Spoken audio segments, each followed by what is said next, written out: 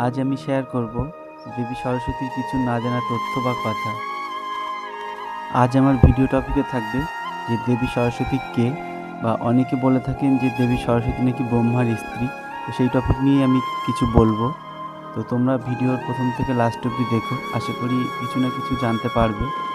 আর অবশ্যই আমার যদি কিছু ভুল হয়ে থাকে তোমরা সেটাও জানাবে। তো হ্যালো সবাইকে, সবাই কেমন আছো? আশা করি অনেক ভালো আছো, আর আমি অনেক ভালো আছি। আমি মেকআপ আর্টিস্ট রাহুল, আবার নতুন একটা ভিডিও নিয়ে ফিরে আসলাম। তো চলো শুরু করা যাক। আজকের টপিক হচ্ছে যে দেবী সরস্বতী কে। অনেকে জানেন যে দেবী সরস্বতী কে, বা অনেকে জানেন না। তো হচ্ছে দেবী সরস্বতী হচ্ছে জ্ঞানের দেবী বা বিদ্যার দেবী, এটা বলেই আমরা সাধারণত জেনে থাকি।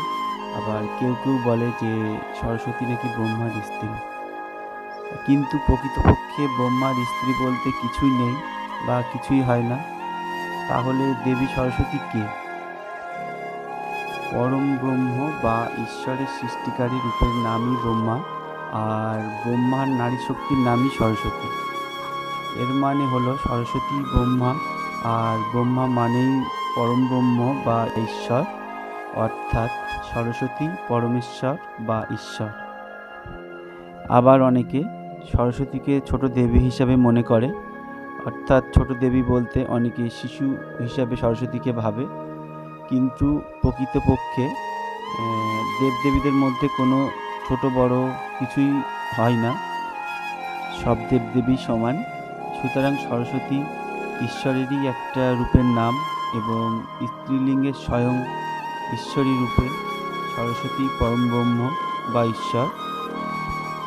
হ্যাঁ, আবার অনেকের প্রশ্ন হয়ে থাকে যে সরস্বতীর গায়ের রং সাদা হয় কেন?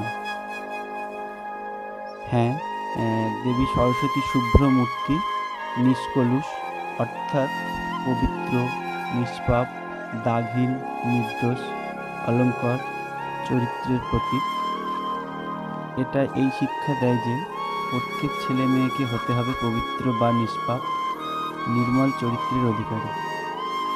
যে ছেলে মেয়ে বাল্যকাল থেকে নিজেকে নিষ্পাপ রাখার চেষ্টা করবে, সে যে সারা জীবন তার সকল কর্ম ও চিন্তায় নিজেকে নিষ্পাপ রাখতে পারবে, তাতে তো আর কোনো সন্দেহই নেই। তাহলে আজ এটুকুই থাক। আবার নেক্সট পার্টে আসবো যে সরস্বতীর সাথে রাজহাঁস কেন থাকে, সরস্বতীর হাতে বীণা কেন থাকে। তো যদি কিছু ভুল হয়ে থাকে তো অবশ্যই তোমরা কমেন্টে জানাবে। আর এটা কোনো শাস্ত্র থেকে নেওয়া না, এটা আমি একটা বই থেকে যতটুকু জেনেছি ততটুকু তোমাদের সঙ্গে শেয়ার করলাম। আশা করি তোমাদের ভালো লাগবে, আর অবশ্যই সবাই সাথে থাকবে। আর ভিডিওটা কেমন লাগলো অবশ্যই জানাবে। আর এটা ছিল আমার বাড়ির মায়ের সিঙ্গারের ভিডিও। তো তোমাদের সঙ্গে যতটুকু পেরেছি শেয়ার করেছি। আবার নেক্সট পার্টে আসবো মায়ের পুজোর ভিডিও নিয়ে। তাহলে সবাই ভালো থাকবেন, সুস্থ থাকবেন।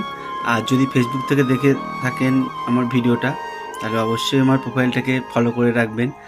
আর যদি ইউটিউব থেকে দেখে থাকেন তো আমার পেজটাকে অবশ্যই সাবস্ক্রাইব করে দেবেন। তো তাহলে আজকের মতো এটুকুই। টাটা। জয় মা সরস্বতী।